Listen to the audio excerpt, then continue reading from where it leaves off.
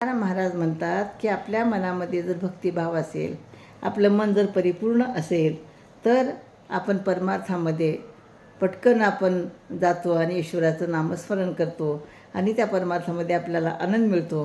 म्हणून काय म्हणतात, फळ पिके देठी निमित्त वारियाची भेटी, हा तो अनुभव रोकडा, कळो येतो खरा कुडा, तोडिलिया बळे वाया जाते काची फळे, तुका म्हणे मन तेथे सकळ कारण. पूर्णपणे पिकलेले फळ त्याला केवळ वाऱ्याची एक जर झुळूक लागली तर ते लगेच खाली पडते.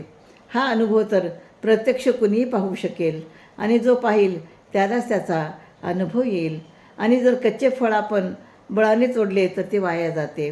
तुकाराम महाराज म्हणतात त्याप्रमाणे आपले मनही त्या फळाप्रमाणे आहे. ते परिपूर्ण झाले की परमार्थाची केवळ एक जरी झुळूक लागली तर ते परमार्थामध्ये टपकन पडते आणि तेच आपण बळजबरीने ओढण्याचा प्रयत्न केला तर ते वाया जाते. म्हणूनच आपले मन हे सर्व कार्य सिद्धीस मुख्य कारण आहे. आणि म्हणून या अभंगातनं तुकाराम महाराज म्हणतात की ज्याला अध्यात्माची आवड आहे, श्रद्धा आहे, तो अध्यात्मामध्ये ईश्वराच्या नामस्मरणामध्ये पटकन येतो आणि ज्याला आवड नाही मग तो येऊ शकत नाही.